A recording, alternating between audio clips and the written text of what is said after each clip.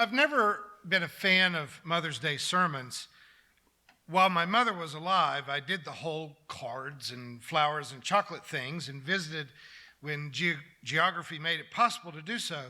But all the solipsistic sermons on Mother's Day just always irritated me.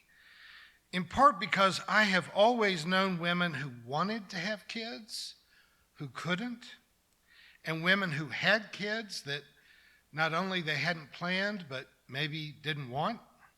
And the whole issue of family is such a mixed bag of guilt, manipulation, as well as sacrifice and celebration that I just never wanted to try to speak for motherhood in general, as if everyone experienced it the same way. As I have grown old in the church, I have realized more and more that the issue really isn't about motherhood as much as it is about womanhood. And for me in particular, it is how religion has not been, at least consistently, a very good friend or ally in the cause of women and equal rights. Do you remember the powerful speech that Michelle Obama delivered in 2016 in which she commented on the painful irony of having lived for 8 years in the White House, knowing that it was a house that had been built by slaves? Sure, it was an important aspect of the progress made in America that a house once built by the forced labor of African slaves might then be inhabited by the descendants of slaves. I experienced some of that in the church that I served in Kentucky when I was in grad school, which had also been built by slaves. It was creepy and a bit haunting, especially being alone in an old building and almost being able to hear the sounds of the African slaves that built it. But still, all of that was buried in over 100 years of history. What's taken me another generation to realize is how the church is still enslaving women, setting the boundaries of who they can be, what they can be, what kind of work they can do. Still, I don't want to be guilty of seeing women's rights and the abuses of women purely from a Western perspective. For those of us who grew up in the United States or in Europe or Great Britain, it needs to be pointed out that the most common form of drudgery in the lives of women globally is the fact that most water in the world is still carried from a well or from a natural water source, and that in almost every country of the world, that task is relegated almost exclusively to women and girls. I've seen it. I've seen it in the Middle East. I've seen it in Northern Africa, in Central and South America, carrying water and firewood, which breaks down the skeletal structure of women and dramatically shortens their lives. Another topic that is difficult for us to hear is the practice of what we call female, or what they call female circumcision. We more accurately call it female genital mutilation, in which young girls are made to suffer the painful, dangerous, and humiliation of having their genitals mutilated so that they will never derive pleasure from sexual intercourse. Another way of both controlling women and easing the fears of insecure men who are afraid of the sexual power and potency of women. Globally, women are both feared and desired as sexual beings.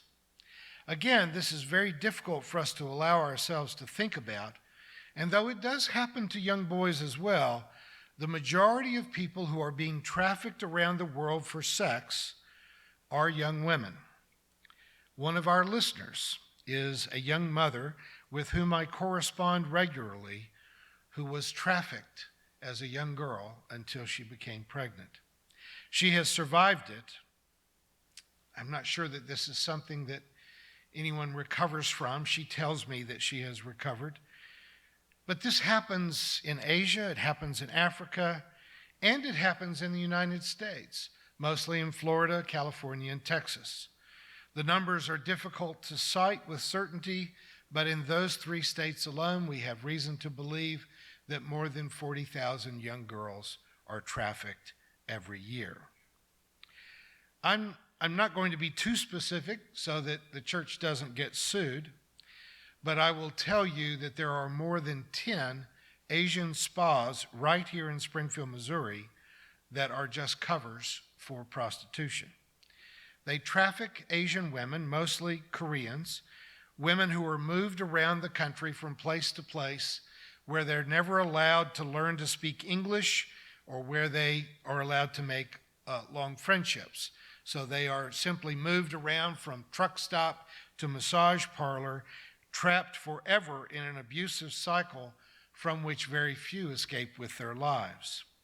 There was one right down the street from my house just a couple of years ago, and I couldn't believe that the other businesses in the strip mall would tolerate a brothel on their block. And I kept going and saying, you do know that's not just a spa, and finally got enough business owners involved to call the police. They did a raid, and of course, the women were simply trafficked to other locations, and no men were arrested.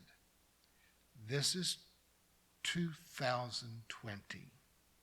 On the south side of Springfield, within walking distance of million-dollar homes, a high school, an elementary school, and a couple of very big churches. I don't say this to be shocking or offensive. I'm just stating a part of the reality of what it means to be a woman in America in 2020. Normally, when people like us get together to talk about women's issues, we talk about wage disparity, the glass ceiling, the fact that no woman has yet been elected to office as president of the United States. And those are things that we ought to talk about, but you have to talk about those things with the awareness that there are hundreds of thousands of foreign women being trafficked, more than 50,000 domestic trafficked women in the sex trade, as well as other horrors that go on. Now we do have more women serving in the House and the Senate than ever before, but considering the fact that women constitute 51% of the population, their presence in elected office is pretty sad. There are 100 senators, only 26 of them are women, half of what it should be if it were proportional. And in spite of a number of additions of women to the Congress in the 2018 midterm elections, they still just make up 24% of the Congress. Their numbers have grown dramatically over the last 2 generations because they used to be almost symbolic.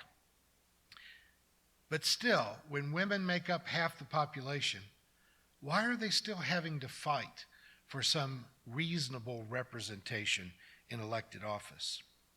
And yes, in many other countries, women have been elected as heads of state, something that we've never accomplished.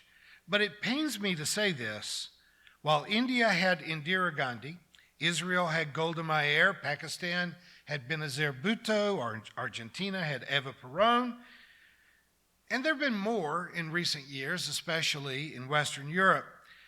But can you name any major Western democracy that has had more than one woman as a head of state, other than England? And I'm not the only person who's not very happy with either one of those. Now, there's a time lag between us and our friends across the pond, but you wait about 5 hours and you will begin to hear some amens coming across the Atlantic. And I'm not here to tell you today that women being forced to carry firewood and water, that female mutilation, sex trafficking, hiring discrimination, the wage gap, election inequities are all the fault of organized religion. But I am here to tell you that organized religion has fostered and helped to perpetuate this diminished role of women from the dawn of time. The Catholic Church has for centuries venerated, if not actually worshiped, Mary, the mother of Jesus, but you should know that virgin was not her first name. She is venerated as the Virgin Mother, and later tradition has it a perpetual virgin, That is, the notion that she was holy and to be honored because she had never had sex.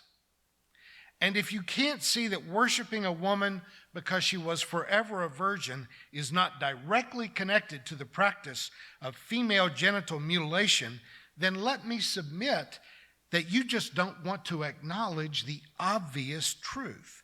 Both are born of the male fear of the power of female sexuality. For centuries, Catholics were encouraged to read daily devotionals that were the lives of the saints, and a huge portion of those saints in those collections of daily meditations were women who had died defending their virginity, hence the whole category of the virgin martyrs. Now imagine being a little girl growing up in a Catholic church, being taught that there are two ways in which women are valuable. One is bearing children, and the other is never having sex. Could that possibly confuse a little girl and undermine her self-esteem and sense of self-worth? It would seem that the Greeks had a somewhat better lock on biology than the early church did. While Greek religions were full of heroes who were born of a divine and mortal union, they never called them virgin births.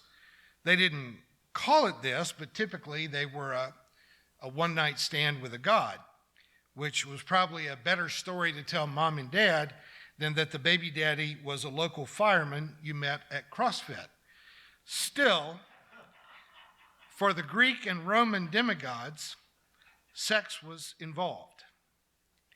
Added to the paradoxical message that women were saved through childbirth, but still expected somehow miraculously to be perpetual virgins, is the fact that for almost all of history, Christians have portrayed God as a man. And then there is, of course, Jesus. And then a whole history of popes, patriarchs, priests, pastors, and decidedly male leadership of church officers, teachers, and ministers. And women have been made to feel like second-class citizens in the whole world of religion, which then has its fingerprints all over the rest of the world. Jews and Muslims have avoided art that depicts God or people, but until very recently, any kind of female leadership or female involvement in Judaism or Islam was extremely rare. Now, it may be stepping outside of my lane to criticize the treatment of women in Islam, and it deserves to be said that most Muslim women have been very clear that while they may, among themselves, be very critical of the strictures that are placed on them, they really don't want to hear from people that are outside of their faith community criticizing the way that women are regulated within Islam. And it's similar, really, in much the same way that gay people are probably getting tired of straight saviors, and black people are weary with white martyrs, and women in general may be getting really, really tired of enthusiastic male feminists. But all I can say is it's my job to deliver 50 lectures on ethics every year, and I cannot help doing that from the perspective of a white male heterosexual. So I've just got to ask you to bear with me on this. Because, really, if I started delivering sermons about cisgen, white, male, heterosexual Americans as if they needed to be liberated, you got to understand the KKK's pretty well got that covered. So I'm going to give myself license to talk about stuff that's not necessarily in my wheelhouse. You have to forgive me, but I have a hard time seeing this as protecting and honoring women. This looks like the subjugation of women and robbing them of both sexuality and femininity. You don't see Muslim men being compelled to cover themselves up in this way. And though it is a style of dress specifically to holy orders of women, it also cannot be denied that there is a Christian precedent as well for covering women up entirely. This still looks to me like a denial of sexuality and femininity, but both traditional Catholics and traditional Muslims have pointed out the obvious hypocrisy in Western capitalism and the exploitation of women because you can't say that how we use women's bodies in advertising and entertainment is not exploitative, and in much the same way then, it's very controlling.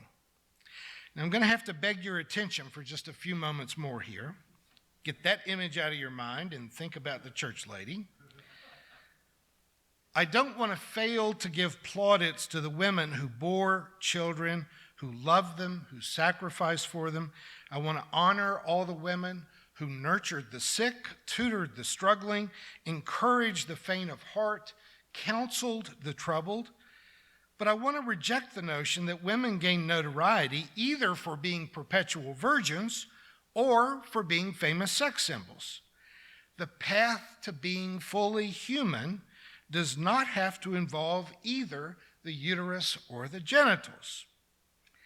Western religions have a long tradition of segregating and discriminating against women, and certainly not just in leadership, but also even in the physical seating arrangements for people that attend worship. In ancient Judaism, there was a court where the women stayed out of the temple. Early Christian churches, even in my childhood in Kentucky, I can remember the little wood frame churches in the country that had two doors where men and women didn't even go in through the same door and sat separate from even their own spouse or children. Jewish synagogues until a century ago commonly had a wall dividing the women's seating area from the men's, and usually the women were in a balcony, physically separated from the men. But in both Christian and Jewish tradition, such gender discrimination is increasingly being ignored. As time has gone by, Christians and Jews have become much more inclusive. But in Islam, this is still the rule. In fact, even here in religiously conservative Springfield, our local Muslim house of prayer is the only place I know of where women are required to sit behind men in services.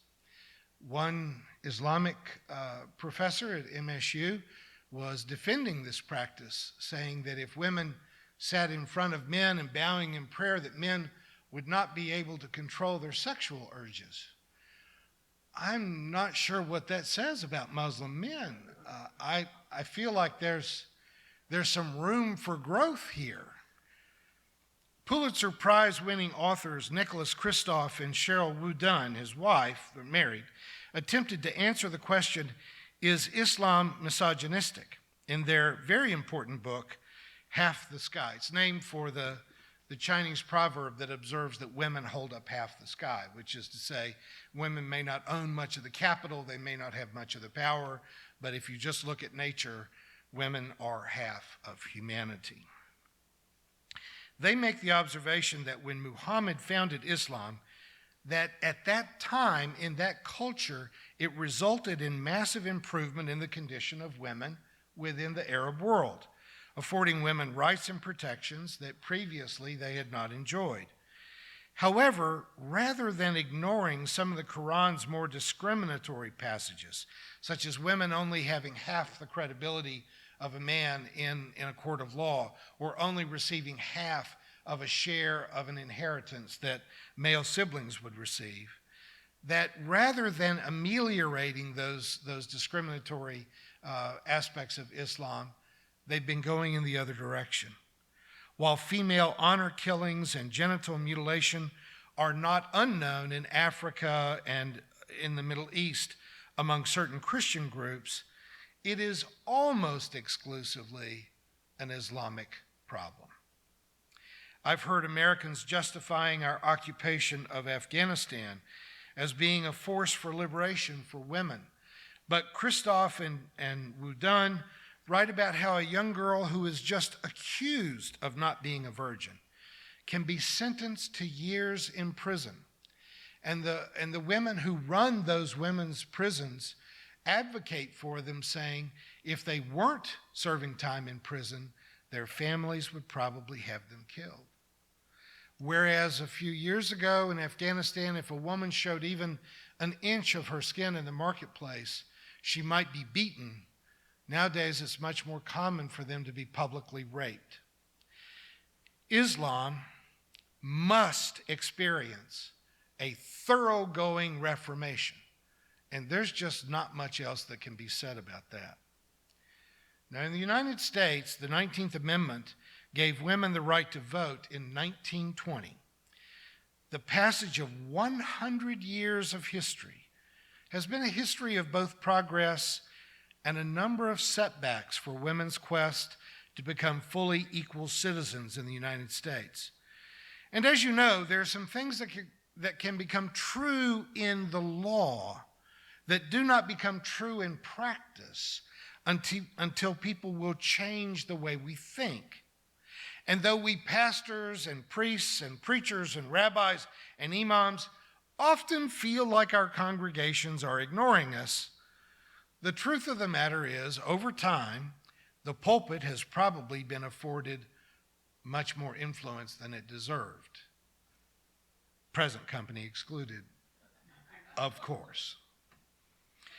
After a very expensive and exhausting primary season that saw many qualified men and women, people of color, and people of varying sexual orientations, this fall we will come down once again to choose between one old white guy or another old white guy.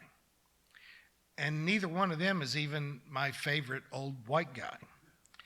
But this is the mark of a system shaped by an ideology that leadership almost always comes down to some kind of a sausage party. And speaking as an old white guy, I'm sick of it. And we absolutely cannot allow this to happen again. We've waited too long for a more colorful choice. It is said that the Buddha taught that there are three things that cannot remain hidden: the sun, the moon, and the truth. I'm here to tell you that the truth is that there is too much powerful, intelligent, and insightful leadership among women of color for them to remain hidden from our society much longer. As sure as the sun will make itself known tomorrow morning, one of these women needs to move into the White House while I'm still young enough to jump and shout about it.